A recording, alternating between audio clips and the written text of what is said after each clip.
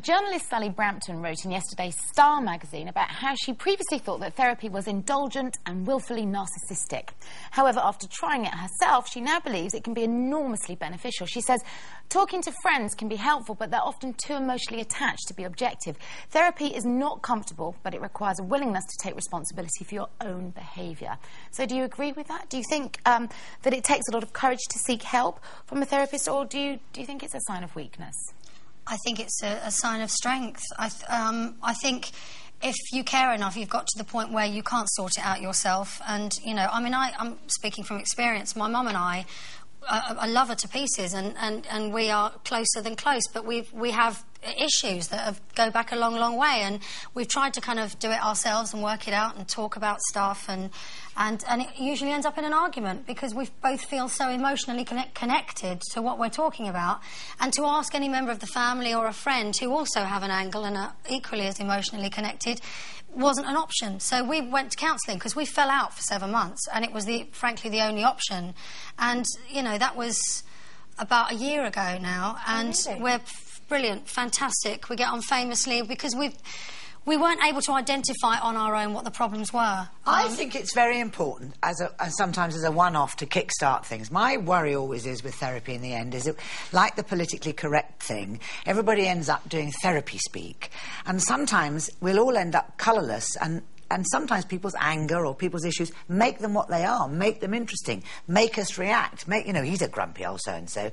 And rather than going, now, I know you're a grumpy old so-and-so, do you want to talk to me about it? You just go, look, you grumpy old so-and-so. Yes. And then you... So I'm not saying that people should that use it as a way of excusing bad behaviour, and I'm not saying you should go there just, you know, willy-nilly. I think, you know, as a last resort, it's absolutely amazing, and I can understand how people can indulge in it by going back and back and back and not thinking for themselves. But for me, it was a lifeline at that point in time. No, exactly. I think there's a place, and I think there are people who really do need professional help in that respect, but I do sometimes think that it is slightly indulgent. I do know a lot of people who literally pay a lot of money to go and talk to someone for them to tell them what they already know, you know, and I do think that a lot of money could be saved, because it is a business after all, therapy, and I know it can serve a very, very good purpose, and it can help people immensely, but a lot of the time I think people do become slightly dependent on it, and I think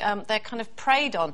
And I do know personally people who literally can't sit in a room by themselves. If they sat there and actually thought about what the problems were, and they were ready to admit them to themselves, they wouldn't need it, because all a therapist does is like, oh, here's £100 or whatever it is.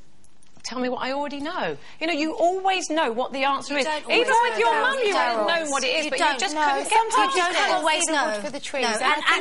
And sometimes when if you've been conditioned over a long period of time, you don't know what the problem is, because you've lived that way for forever, and it just needs somebody else to point it out to you. Yeah, to change your thinking. There are also generations of people like my mum who aren't demonstrative, don't necessarily know how to communicate and talk on that sort of level, because perhaps their parents were like, you know... So maybe this gave her the tools to extend her emotional vocabulary and be able to talk to you and say the things you needed to hear, or vice versa. I don't think you always know, and I think if someone can help you identify a problem, that can't be a bad thing. And if Not always, I didn't say always. I said some people, they do know the answers, but they just don't want to admit them. And it makes them feel better to go and pay money for it. Some people are happier living in the pretending that it's not a problem. Yeah, it is about not taking responsibility for your own behaviour a lot of the time, but not all the time, as I said. OK, time for a final...